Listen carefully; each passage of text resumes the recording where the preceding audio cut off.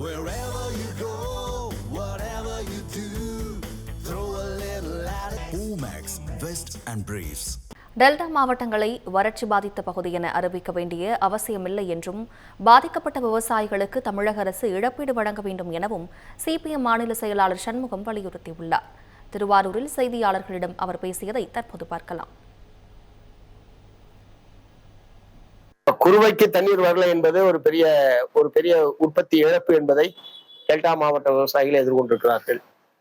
கர்நாடகாவிலையும் போதுமான அளவுக்கு மழை பெய்யல, இங்கேயும் தமிழ்நாட்டிலையும் போதுமான அளவுக்கு மழை இல்லை. அதை விட முக்கியமான விஷயம், வெப்பம் இன்றைக்கு வரைக்கும் மே மாசத்தை விட ரொம்ப மோசமா இருக்குது. இந்த எல் நினோ என்கிற பருவநிலை மாற்றம் என்பது ஒரு கடுமையான பாதிப்பை உலகத்தில், நாட்டில், தமிழ்நாட்டில் ஏற்படுத்தி இருக்கிறது. அதனால இந்த நட்டப்பயிர், இந்த வெப்ப அலை காரணமாகவே நட்டப்பயிர் உட்பட கருகி போகக்கூடிய நிலைமை என்பது இருந்து கொண்டிருக்கிறது.